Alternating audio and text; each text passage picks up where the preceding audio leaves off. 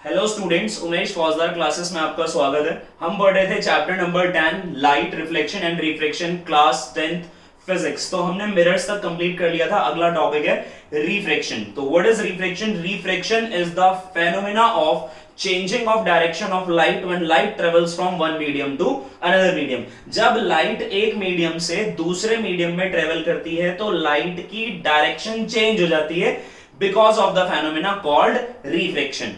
क्या क्या एग्जांपल होते हैं? चलो एग्जांपल से पहले समझ लेते हैं प्रोसेस को। क्या बोला मैंने कि एक मीडियम 1 हो गया, मीडियम 2 हो गया, लाइट रे आती है, आकर स्ट्राइक होती है, एंगल ऑफ इंसिडेंस बना लिया, इसको आई पढ़ लेते हैं, ये नॉर्मल है और ये हो गई हमारी इंसिडेंट रे।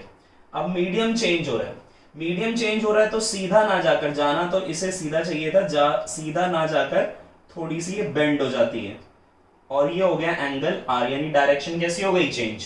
जब लाइट रे एक मीडियम से दूसरे मीडियम में जाती है तो direction of light changes because of the phenomena called refraction. या ऐसा भी हो सकता है कि लाइट रे आती है, स्ट्राइक करती है, angle of incidence, incident ray normal, और जाना सीधा था, इस बार नॉर्मल से दूर चले जाती है, ये हो गया एंगल आर। राइट, तो दोनों ही केसेस में हम देख रहे हैं कि लाइट क्या कर रही है, अपनी डायरेक्शन को चेंज कर रही है जब वो एक मीडियम से दूसरे मीडियम में जाती है because of the phenomena called refraction. Refraction के क्या क्या एग्जांपल होते हैं? एग्जांपल नंबर 1 कि जो बॉटम होता है ग्लास टम्बलर का या स्विमिंग पूल का, it appears to be higher. आप लोगों ने देखा होगा कि जो कांच का ग्लास होता है उसका जो बॉटम होता है ऐसा लगता है कि थोड़ा सा ऊपर की तरफ है, राइट। या स्विमिंग पूल है, उसका भी जो बॉटम है it appears to be higher. ये एक एग्जांपल है रिफ्रैक्शन का। और क्या एग्जांपल हो सकता है कि अगर किसी ग्लास टम्बलर के अंदर अगर हम लेमन को रख दें तो it appears to be bigger, बड़ा दिखाई देता है। अगर हम किसी भी पेंसिल को वाटर के अंदर पार्शियली इमर्स करते हैं, पार्शियली इमर्स करने का मतलब है कुछ पार्ट उसका हमने वाटर के अंदर इमर्स कर दिया, तो देखते ये हैं कि वो जो पेंसिल है it bends at the surface of water and air. तो एयर और वाटर दो मीडियम हो गए, उन दोनों मीडियम के सरफेस पे वो पेंसिल हमें ऐसा लगती है कि थोड़ी सी बेंड हो गई है, राइट। नेक्स्ट एक और एग्जांपल है कि जैसे बुक्स के लेटर होते हैं, बुक्स के लेटर्स को अगर हम किसी ग्लास स्लैब से देखते हैं तो it appears to be raised, थोड़े से ऊपर उठे हुए दिखाई देते हैं। तो these are the examples of refraction. तो कुछ एग्जांपल मैंने लिखे हुए, थर्ड एग्जांपल पूरा नहीं लिखा, मैं कंप्लीट करूंगा, pause the video to note it down. तो एग्जांपल नंबर 3, एग्जांपल नंबर 3 लिखा है मैंने, pencil partially placed in water appears to be bent, या bend लिख दो, appears to be bent at the surface of air and water। और fourth example में क्या बोला था? फोर्थ एग्जांपल मैंने बोला था कि लेटर्स, किसी के भी हो सकते हैं, अब लिख देते, letters of book appear to be raised, थोड़े से ऊपर दिखाई देते हैं, when we see through a glass prism, when we see through a glass prism। अगर हम बुक के लेटर को किसी ग्लास प्रिज्म से देखते हैं तो वो हमें थोड़े से ऊपर की तरफ दिखते हैं, through a glass prism, right. तो ये हुए हमारे एग्जांपल्स, राइट। तो रिफ्रैक्शन और ये उसके एग्जांपल्स हो गए। Pause the video to note it down, right. तो अब आता है लॉज ऑफ रिफ्रैक्शन, कि रिफ्रैक्शन के कितने लॉ होते हैं। जिस तरह से हमने रिफ्लेक्शन के 2 लॉ पढ़े थे। अच्छा, रिफ्लेक्शन क्या था? रिफ्लेक्शन था प्रिंसिपल फॉर मिरर, यानी मिरर का अगर प्रिंसिपल पूछता है तो वो है रिफ्लेक्शन। रिफ्रैक्शन क्या चीज है? ये प्रिंसिपल है लेंसेस का। तो अब हम लेंसेस पढ़ने वाले हैं, इसीलिए हम इसको स्टडी कर रहे हैं। तो टॉपिक है लॉज ऑफ रिफ्रैक्शन। तो लॉ ऑफ रिफ्रैक्शन क्या है? मैं इंसिडेंट रे को आई आर लिखूंगा, इंसिडेंट रे को आई आर लिखूंगा, रिफ्रैक्टेड, रिफ्लेक्टेड नहीं, रिफ्रैक्टेड रे को आर आर लिखूंगा, नॉर्मल को एन लिखूंगा, राइट। तो फर्स्ट लॉ क्या है? तो पहले एक डायग्राम बनाते हैं। तो हमने बोला ये नॉर्मल हो गई, ये जो लाइन दिख रही है इसको हम बोल देते हैं ये हो गया इंटरफेस, ये इंटरफेस हो गया जो क्या कर रहा है, दो मीडियम्स को अलग कर रहा है। ऊपर वाला हो गया मीडियम 1, नीचे वाला हो गया मीडियम 2। तो हमने अभी रिफ्लेक्शन में ये देखा कि अगर कोई लाइट रे आती है, इंसिडेंट रे हो गई, उसने एक एंगल बनाया, एंगल ऑफ इंसिडेंस आई, और ये हो गया हमारा नॉर्मल। अब एक मीडियम से जब दूसरे मीडियम में जाती है तो इसकी डायरेक्शन चेंज हो जाती है। अभी मैं इसको बेंड कर देता हूं टुवर्ड्स द नॉर्मल, आर हो गया, और इस आर, आर का मतलब है रिफ्लेक्टेड रे। तो ऐसा होता है रिफ्लेक्शन में। तो इसका फर्स्ट लॉ क्या है? तो फर्स्ट लॉ ये है कि incident ray, reflected ray and normal to the interface and normal to the interface of two medium at a point of incidence, at the point of incidence all lies on a same plane। क्या मतलब है? इसका मतलब है कि ये जो incident ray आ रही है ये इंटरफेस हो गया, तो incident ray, reflected ray and normal to the interface, इस इंटरफेस पे incident ray, normal, reflected ray इस इंटरफेस पे, ठीक है, क्या करते हैं, सेम प्लेन में लाई करने चाहिए at the point of incidence. This is the point of incidence, this point of incidence is at the interface, जो क्या कर रहा है, दो मीडियम को अलग कर रहा है। तो incident ray, normal and reflected ray all lies in a same plane, right. ये था हमारा first law. Pause the video to note it down. अब हम पढ़ रहे हैं second law.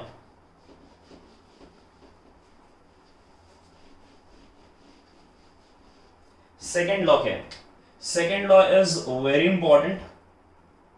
Second law is very important. इस सेकेंड लॉ का अदर नेम भी है, इसे हम बोल देते हैं स्नेल्स लॉ। तो ये एग्जाम से पूछता है कि व्हाट इज स्नेल्स लॉ। तो यहां दो एंगल बने, ये हो गया एंगल ऑफ इंसिडेंस, ये हो गया एंगल ऑफ रिफ्लेक्शन। तो स्नेल्स लॉ क्या होता है कि रेशियो ऑफ साइन, ये जो साइन में लिख रहा हूं ट्रिग्नोमेट्री का पार्ट है, ट्रिग्नोमेट्री आप स्टडी करोगे क्लास 10th मैथमेटिक्स। तो ratio of sine angle of incidence, ratio of sine angle of incidence to the sine angle of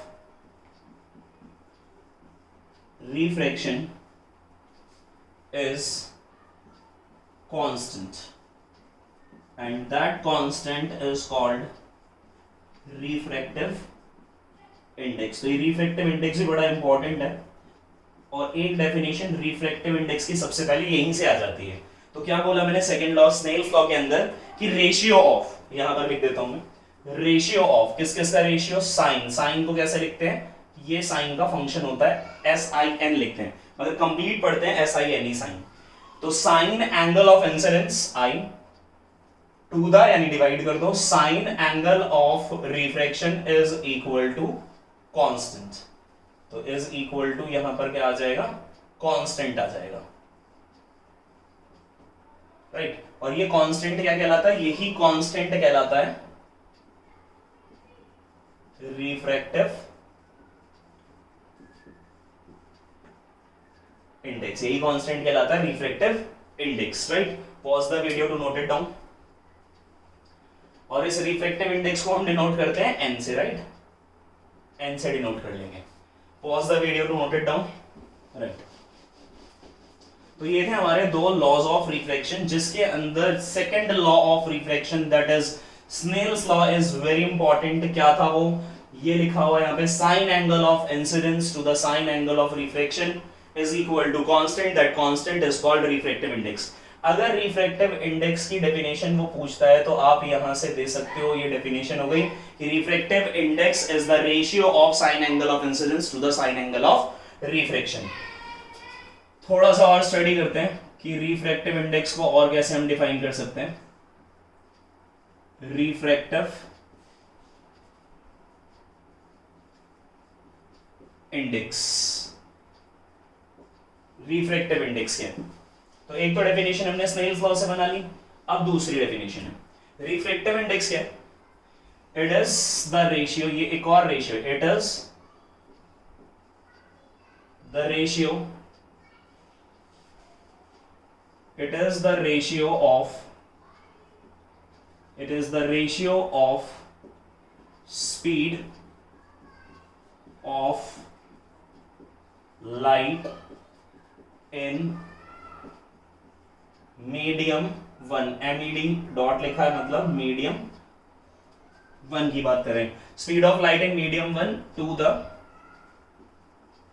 speed of light in medium 2, right. तो मैंने बोला किससे डिनोट करना है? एन बना लेना, एन से डिनोट करेंगे। तो ये क्या है डेफिनेशन मैंने बोली, ये है speed of light in medium 1। तो speed of light in medium को 1 को लिख देते हैं v1 और speed of light in medium 2 को लिख देते हैं v2, राइट। अच्छा स्पीड है तो यूनिट क्या होगी? मीटर पर सेकंड, और इसकी भी क्या होगी? मीटर पर सेकंड। कैंसिल हो गई तो कोई यूनिट होगी नहीं। और वैसे भी जब भी रेशियो होता है सिमिलर फिजिकल क्वांटिटीज का, जैसे स्पीड का है, डिस्टेंस का है, ठीक है, तो किसी भी सिमिलर फिजिकल क्वांटिटीज का जब रेशियो होता है तो जो फिजिकल क्वांटिटी में ऑब्टेन्ड होती है उसकी कोई यूनिट नहीं होती, इसीलिए refractive index has no unit. ये भी 1 मार्क में पूछ लेता है कि बताओ रिफ्रैक्टिव इंडेक्स की क्या यूनिट होती है, तो बच्चे लिखते रहते हैं मीटर पर सेकंड है, कुछ भी लिख देते हैं, कोई भी यूनिट नहीं होती रिफ्रैक्टिव इंडेक्स की, याद रखना। तो ये था हमारा रिफ्रैक्टिव इंडेक्स। तो अब जब रिफ्रैक्टिव इंडेक्स में यूज करूंगा तो शॉर्ट में RI लिखूंगा या N लिख दूंगा, तो मतलब है रिफ्रैक्टिव इंडेक्स, राइट। अच्छा इसी में हम आगे चलते हैं, और जो हम रिफ्रैक्टिव इंडेक्स निकालते हैं, जो पढ़ते हैं, जैसे ग्लास का रिफ्रैक्टिव इंडेक्स क्या होता है, वाटर का रिफ्रैक्टिव इंडेक्स क्या होता है, सभी हम एब्सोल्यूट रिफ्रैक्टिव इंडेक्स पढ़ते हैं। तो एक बार इस टर्म को भी देख लेते हैं कि एब्सोल्यूट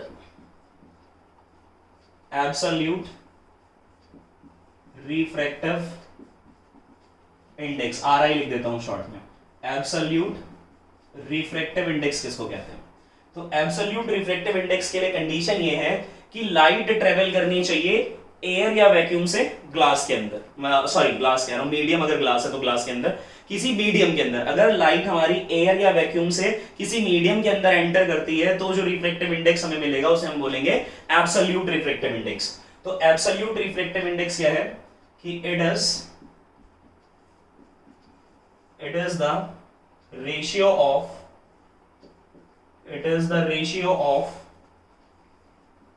स्पीड। तो हमें जो पढ़ना होता है बेसिकली हम यही पढ़ते हैं एब्सोल्यूट रिफ्रैक्टिव इंडेक्स, मगर बुक में एब्सोल्यूट वर्ड नहीं यूज किया हुआ, सिर्फ रिफ्रैक्टिव इंडेक्स उन्होंने लिखा हुआ है, मगर हम पढ़ेंगे एब्सोल्यूट रिफ्रैक्टिव इंडेक्स। तो क्या it is the ratio of speed of light in vacuum या एयर, और वैक्यूम एयर दोनों में ही स्पीड ऑफ लाइट सेम होती है, इसीलिए कुछ भी लिख सकते हो। It is the ratio of speed of light in vacuum air to the speed of light in medium. इसका मतलब ये चीज तो क्लियर है कि मीडियम 1 क्या है? मीडियम 1 एयर होगा और मीडियम 2 कुछ भी हो सकता है, तो जो मीडियम 2 होगा उसका रिफ्रैक्टिव इंडेक्स हमें मिल जाएगा, राइट। और भी दूसरी डेफिनेशन है, स्टार्ट करते हैं। Pause the video to note it down.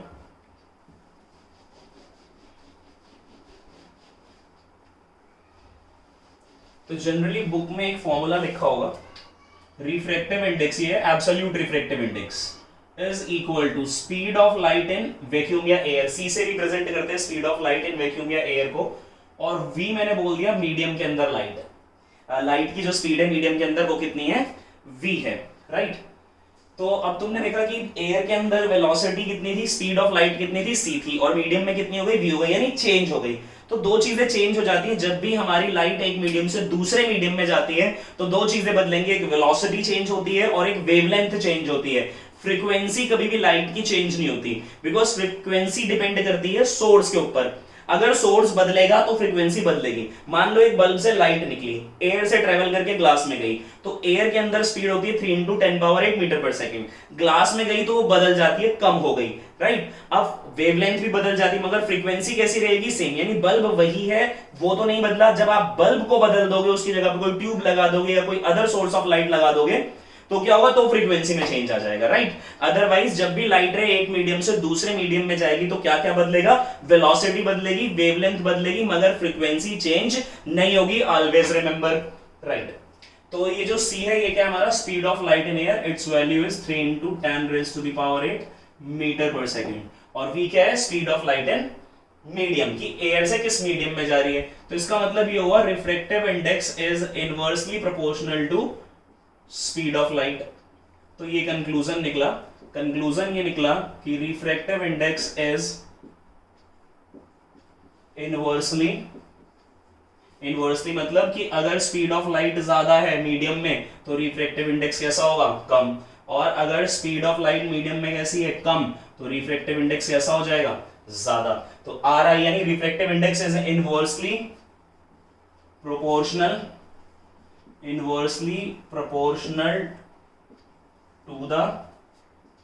to the speed of light in medium। याद रखना, इसके ऊपर क्वेश्चन आता है, ठीक है। तो हमेशा याद रखना, speed of light in medium is inversely proportional to the refractive index, या refractive index is inversely proportional to the speed of light. Speed of light जितनी कम होगी उतना ज्यादा रिफ्रैक्टिव इंडेक्स होगा, ठीक है। तो इसको याद रखना। जैसे कि बोलेगा 3 मीडियम है हमारे पास एबीसी, 3 मीडियम है एबीसी, तीनों का रिफ्रैक्टिव इंडेक्स दे दिया। अब वो बोलेगा कि बताओ किस मीडियम के अंदर मैक्सिमम स्पीड ऑफ लाइट होगी और किस मीडियम के अंदर मिनिमम स्पीड ऑफ लाइट होगी। तो जिसका रिफ्रैक्टिव इंडेक्स सबसे ज्यादा होगा उस मीडियम के अंदर स्पीड ऑफ लाइट सबसे कम होगी, और जिसका रिफ्रैक्टिव इंडेक्स सबसे कम होगा उसके अंदर स्पीड ऑफ लाइट सबसे ज्यादा होगी। तो इस तरह से क्वेश्चन रिलेट कर लेना, राइट। इनवर्सली प्रोपोर्शनल वाला रिलेशन याद रखें, ठीक है। अच्छा, एब्सोल्यूट, ये एब्सोल्यूट रिफ्रैक्टिव इंडेक्स के टॉपिक चल रहा है, pause the video to note it down, ठीक है। अब इसके अंदर एक डेफिनेशन और बता देते हैं। क्या है वो डेफिनेशन? कि एब्सोल्यूट रिफ्रैक्टिव इंडेक्स हमें निकालना है, तो वो होता है it is the ratio of किस किस का रेशियो निकालेंगे? It is the ratio of refractive index, are आई लिख देता हूं, रिफ्रैक्टिव इंडेक्स ऑफ मीडियम। तो जिस मीडियम का निकालना चाहते हो उसका लिखो refractive index of medium to the refractive index of air. यानी जिस मीडियम का रिफ्रैक्टिव इंडेक्स निकालना चाहते हो उसको क्या कर दो? डिवाइड कर दो रिफ्रैक्टिव इंडेक्स ऑफ एयर से। तो एब्सोल्यूट रिफ्रैक्टिव इंडेक्स आ जाएगा मीडियम का। जैसे हम रिफ्रैक्टिव इंडेक्स निकालना चाहते हैं ग्लास का, तो जब भी एब्सोल्यूट रिफ्रैक्टिव इंडेक्स निकलेगा ग्लास का तो कैसे निकालोगे? Refractive index of glass divided by refractive index of air. तो पढ़ते कैसे हैं इसको? रिफ्रैक्टिव इंडेक्स GA यानी glass with respect to air, glass with respect to air. तो इस तरह से पढ़ेंगे हम इसको, refractive index, absolute refractive index, right. तो ये टॉपिक हुआ absolute refractive index. Pause the video to note it down, right. तो कुछ मीडियम के रिफ्रैक्टिव इंडेक्सेस मालूम भी होने चाहिए। जैसे एयर का 1 होता है, ग्लास का 3/2 होता है, दैट इज 1.5, वाटर का 4/3 होता है, दैट इज 1.33, डायमंड का रिफ्रैक्टिव इंडेक्स होता है 2.442, सबसे ज्यादा डायमंड का ही होता है रिफ्रैक्टिव इंडेक्स। अच्छा, कौन कितना ज्यादा डेंसर है? तो एक होता है ऑप्टिकली, मीडियम को हम बोलते हैं optically denser medium, optically denser medium. तो ऑप्टिकली डेंसर मीडियम को शॉर्ट में हम पढ़ देंगे ऑप्टिकली डेंसर मीडियम, ODM पढ़ लेते हैं। तो ऑप्टिकली डेंसर मीडियम किसको बोल रहे हैं? कि मान लेते हैं कि हमारे पास 2 मीडियम है, out of 2 mediums, out of 2 medium, 2 medium है, out of 2 medium, medium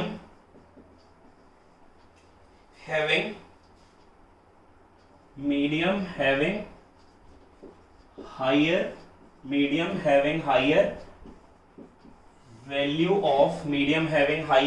of refractive index is called optically denser medium. अगर हमारे पास दो मीडियम है तो दो मीडियम में से जिस मीडियम का रिफ्रैक्टिव इंडेक्स ज्यादा होगा, हाइयर होगा, वही हमारा ऑप्टिकली डेंसर मीडियम होगा, राइट। और out of the two medium जिस मीडियम का रिफ्रैक्टिव इंडेक्स की वैल्यू लोअर होगी वो हमारा ऑप्टिकली लाइटर मीडियम हो गया या रेयरर मीडियम हो गया। तो एक हो गया ऑप्टिकली डेंसर मीडियम और रेयरर कर लेते हैं यहीं पे। तो रेयरर के अंदर क्या चेंज करना है कि रेयरर के अंदर ये चेंज हो गया कि out of the two medium having lower value of refractive index is called optical rarer medium. Pause the video to note it down. तो वो अगर नहीं किया था तो बस क्या चेंज करना है, हाइयर करना है, बस और कुछ नहीं है, ठीक है, ओके। तो अब क्या करते हैं, देखते हैं कि मीडियम को आइडेंटिफाई कैसे करें कि कौन सा हाइयर है कौन सा लोअर है, with the help of diagram. तो हमने एक डायग्राम बनाया, यहां लाइट रे आती है और जो पॉइंट ऑफ इंसिडेंस है इंटरफेस पे जहां तीनों मिलते हैं, नॉर्मल, इंसिडेंट रे, ये हो गया पॉइंट ऑफ इंसिडेंस, नॉर्मल भी मिल रहा है, इंसिडेंस भी मिल रहा है और रिफ्रैक्टेड रे भी यहीं से निकलती है, all lies in the same plane, right. एक ही हो गया। तो इसको बोला हमने मीडियम 1, इसको बोला मीडियम 2। एक डायग्राम और बना लेते हैं।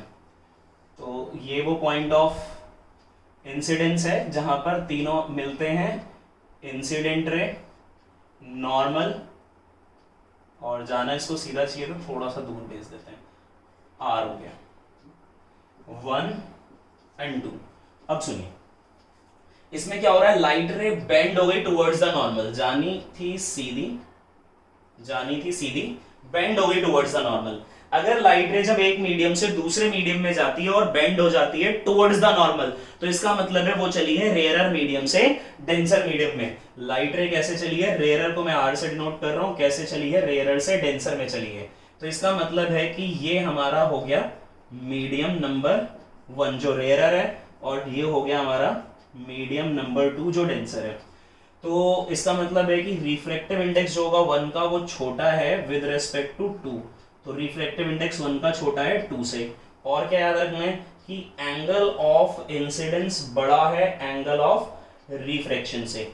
तो भी समझ जाना कि एंगल ऑफ इंसिडेंस बड़ा है और एंगल ऑफ रिफ्रैक्शन छोटा है, तो लाइट कैसे चली है, रेयरर मीडियम से डेंसर मीडियम में चली है, ठीक है। अगर रिफ्रैक्टिव इंडेक्स 1 छोटा है 2 बड़ा है, तो इसका मतलब ये है कि लाइट कैसे चली है, रेयरर मीडियम से डेंसर मीडियम में चली है।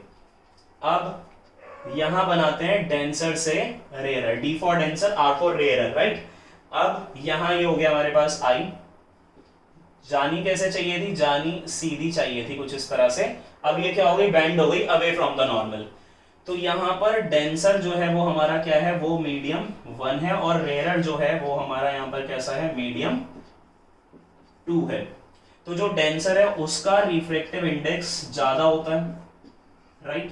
और अगर लाइट रे डेंसर से रेयरर में जाती है तो इस बार आर बड़ा होगा आई से, एंगल आर बड़ा होगा एंगल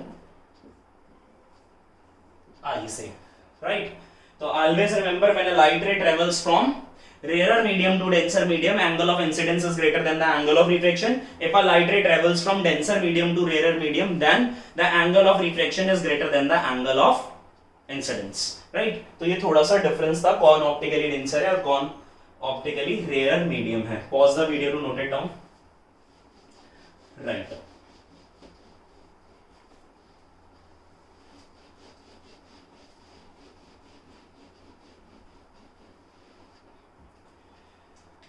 तो कुछ रिफ्रैक्टिव इंडेक्सेस हैं, जैसे refractive index of air.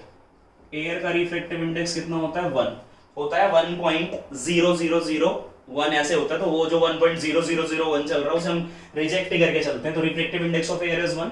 Refractive index of water ये होता है हमारे पास 4/3, that is 1.33। Refractive index of glass ये वैल्यू होती है 3/2, 5 यूनिट नहीं होती रिफ्रैक्टिव इंडेक्स की, रिफ्रैक्टिव इंडेक्स ऑफ डायमंड लिख देते हैं सीधा, और ये वैल्यू होती है 2.42, राइट, 2.42। तो आगे ये याद रख लेना है, इसमें क्या याद रखना है, याद रखना है कि डायमंड हैज हायर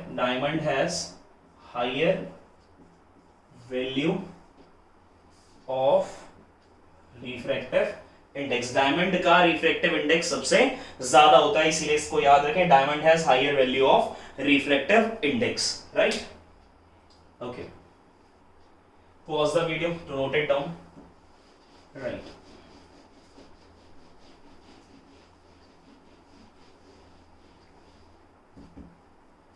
तो यहां हम पढ़ लेते हैं, टॉपिक है principle of reversibility. Principle of reversibility क्या होता है? तो प्रिंसिपल ऑफ रिवर्सिबिलिटी समझते हैं। क्यों समझना है प्रिंसिपल ऑफ रिवर्सिबिलिटी? क्योंकि हम एक रेक्टेंगुलर ग्लास स्लैब का एक्सपेरिमेंट करेंगे और उसका प्रूफ भी करेंगे कि अगर लाइट रे रेक्टेंगुलर ग्लास स्लैब से पास होती है तो इंसिडेंट रे और रिफ्लेक्टेड रे पैरेलल होती है, यानी एंगल ऑफ इंसिडेंस और एंगल ऑफ इमर्जेंस इक्वल होता है, ये हम शो करेंगे। तो उससे पहले आपको ये समझना चाहिए कि हमारा प्रिंसिपल ऑफ रिवर्सिबिलिटी क्या होती है। प्रिंसिपल ऑफ रिवर्सिबिलिटी होती है, ये पॉइंट ऑफ इंसिडेंस हो गया जहां पर नॉर्मल इंसिडेंट रे आकर इंसिडेंट होते हैं, तो ये हो गया हमारा एंगल नंबर आई, इस तरह आ रही है। फिर ये बेंड हो गई टुवर्ड्स द नॉर्मल, ये हो गई हमारे पास एंगल ऑफ रिफ्रैक्शन, ये हो गई हमारी रिफ्रैक्टेड रे, राइट। अब सुनना ध्यान से, ऐसे आ रही थी, ठीक, ये हो रहा है हमारा, ऐसे आ रही है, तो इसका मतलब ये देख रहे हो कि आर छोटा है आई बड़ा है, तो ये है हमारा ऊपर जो है वो रेयरर वाला मीडियम है और नीचे जो है वो डेंसर मीडियम है, ठीक है। हमने क्या किया, अब यहाँ ये जो रे आ रही थी हम इसको इसी पाथ पे वापस भेजना चाहते हैं, इसी पाथ पे वापस भेजना चाहते, तो हमने क्या किया, यहाँ पर एक प्लेन मिरर लगा दिया। तो जैसी लाइट रे स्ट्राइक करेगी अब इसी पाथ को फॉलो करते हुए वापस चली गई, ठीक है। तो दो केस हुए, पहले आई रेयरर से डेंसर में, फिर गई डेंसर से रेयरर में। तो रिफ्रैक्टिव इंडेक्स में क्या बदलाव आता है कि जब वो रेयरर से डेंसर में जाएगी या डेंसर से रेयरर में जाएगी तो क्या रिलेशंस सेटअप होते हैं या क्या चेंजेस आते हैं, तो वो यही बताता है प्रिंसिपल ऑफ रिवर्सिबिलिटी, राइट। तीसरा भी मीडियम हो सकता है, चौथा भी मीडियम हो सकता है, तो ये दो वाला ही समझ लो, उसी से क्लियर हो जाएंगी चीजें भी। तो दो से ज्यादा तुम्हें वैसे पूछेगा भी नहीं। तो क्या कर रहे हैं हमने लिखा अकॉर्डिंग A/C है, अकॉर्डिंग टू स्नेल्स लॉ, या अप्लाई लिख लो अकॉर्डिंग से, अप्लाई स्नेल्स लॉ। जब कैसे चल रहे हैं, रेयरर मीडियम से डेंसर, यानी ऐसे गए ये रिफ्लेक्ट हो गई। जब हम चल रहे हैं रेयरर मीडियम से डेंसर मीडियम में, तो मैंने क्या किया, अप्लाई कर दिया स्नेल्स लॉ। अच्छा, स्नेल्स लॉ क्या था, पढ़ा हमने आज। स्नेल्स लॉ था sign angle of incidence, sin angle of incidence to the sin angle of refraction equal to constant, that constant is called refractive index। अच्छा, refractive index कैसे लिखोगे, लाइट रे कैसे गई है मीडियम 1 से मीडियम 2 में, अगर आप इसको मीडियम 1 बोलते हो, इसे 2 बोलते हो, तो कैसे जा रही है, 1 से 2 में जा रही है, ठीक है। तो क्या लिखेंगे, रिफ्रैक्टिव इंडेक्स ऑफ 1, ऐसे लिख देना, 1 से 2 में जा रही है, राइट, रेयरर से डेंसर में जा रही है। इसी तरह से चलते हैं कि अगर उल्टा कि डेंसर से रेयरर में जाएगी, जब डेंसर से रेयरर में जाएगी तो फिर से हमने क्या कर दिया, अप्लाई कर दिया, फिर से हमने क्या किया, अप्लाई कर दिया स्नेल्स लॉ। अब जब आपने फिर से अप्लाई किया स्नेल्स लॉ, तो according to Snell's law sine angle of, अच्छा अब सुनो, जब डेंसर से रेयरर में जा रही है, जब यहां से टकरा के जा रही है, तो अब ये वाली रे स्ट्राइक करेगी, ये रे जो स्ट्राइक करेगी, ये इंसिडेंट हुई ना इस पर, टकराने के बाद, रिफ्लेक्शन के बाद मिरर से, रिफ्लेक्शन के बाद याद रख लेना प्लेन मिरर है, प्लेन मिरर से स्ट्राइक करने के बाद वापस जा रही है, तो अब ये इंसिडेंट हो रही है, अब ये इंसिडेंट हो रही है, तो ये एंगल ऑफ इंसिडेंस का काम कर रहा है। इंसिडेंट होने के बाद रिफ्लेक्ट होके इस तरह चली गई, तो रिफ्रैक्शन का काम ये कर रहा है, तो एंगल आई, एंगल आई। और रिफ्रैक्टिव इंडेक्स कैसे लिखोगे, सेकंड से 1 में जा रहे हैं, सेकंड से 1 में जा रहे हैं, ठीक है। तो ये रिजल्ट्स आए हमारे पास, राइट। तो इसको इक्वेशन नंबर 1 डाल लेते हैं, इसे इक्वेशन नंबर 2 डाल लेते हैं। Pause the video to note it down, right. ये कॉन्सेप्ट समझना बहुत इंपॉर्टेंट है, राइट।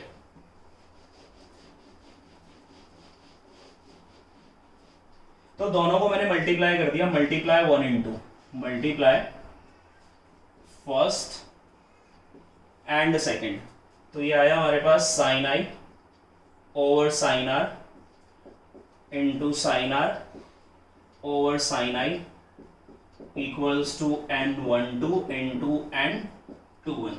साइन आई कैंसिल हो गया, साइन आर कैंसिल हो गया, कितना बचा 1 इक्वल्स टू रिफ्रैक्टिव इंडेक्स 1 से 2 इंटू लाइट रे गई सेकेंड से 1। क्लियर है यहां तक? ओके तो हमने देखा कि हमारे पास कितने मीडियम थे, 2। तो दोनों मीडियम के जब लाइट रे रेयरर से डेंसर में जा रही है और डेंसर से रेयरर में आ रही है, तो उन दोनों के रिफ्रैक्टिव इंडेक्सेस का प्रोडक्ट कितना आ रहा है? उन दोनों के रिफ्रैक्टिव इंडेक्सेस का प्रोडक्ट आ रहा है 1। तो आप ऐसे समझ लो कि कौन सा था रेयरर वाला, ये था 1 से 2, ये रेयरर था, रेयरर से लाइट जा रही थी डेंसर में। इसको क्या कर लेते हैं, डिनोमिनेटर में लेके आ जाते हैं, तो it is equals to 1/n21, right. तो ये रिलेशन निकल गई कि अगर हमारा रिफ्रैक्टिव इंडेक्स क्या है, n12 है, रेयरर से डेंसर का, रेयरर से डेंसर का रिफ्रैक्टिव इंडेक्स अगर n12 है, तो क्या होगा, जो डेंसर से रेयरर वाला रिफ्रैक्टिव इंडेक्स था उसका रेसिप्रोकल हो जाएगा। या उल्टा लिख लो कि जो हमारा डेंसर से रेयरर वाला रिफ्रैक्टिव इंडेक्स है वो कैसा हो जाएगा, 1/1 रेयरर टू डेंसर, राइट। तो बड़ी सीधी सी बात कर लेते हैं कि जब रेयरर से डेंसर जाओगे तो आप रिफ्रैक्टिव इंडेक्स लेट कर लो n, और जब डेंसर से रेयरर आपसे पूछ ले तो क्या कर दोगे, इसी का रेसिप्रोकल लिख देना, ठीक है। क्लियर है? तो pause the video to note it down, right.